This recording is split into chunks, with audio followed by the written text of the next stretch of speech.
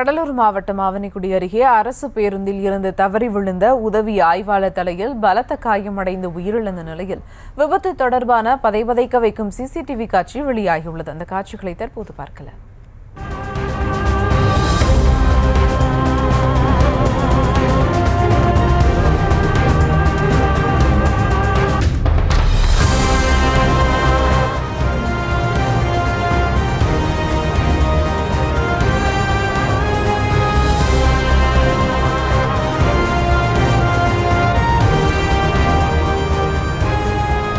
கூடுதல் விவரங்களோடு இணைகிறார் செய்தியாளர் நவேந்திரன். வணக்கம் நவேந்திரன், விவரங்கள். வணக்கம்.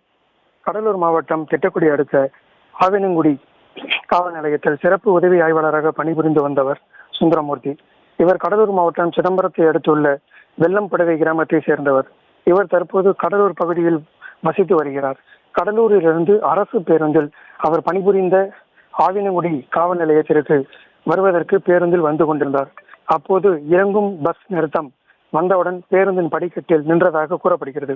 அப்போது சுந்தரமூர்த்தி நிலை தடுமாறி படியிலிருந்து கீழே விழுந்ததாக கூறப்படுகிறது. இதில் தலையில் பலத்த அடி ஏற்பட்டு இரத்த வெள்ளத்தில் சம்பவ இடத்திலேயே சுந்தரமூர்த்தி இறந்து விட்டார்.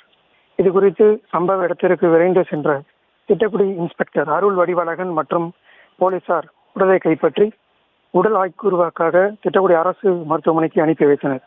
மேலும் வழக்கு பதிவு செய்து விசாரணை மேற்கொண்டு வருகின்றனர். விவரங்களுக்கு நன்றி நவேந்திரன்.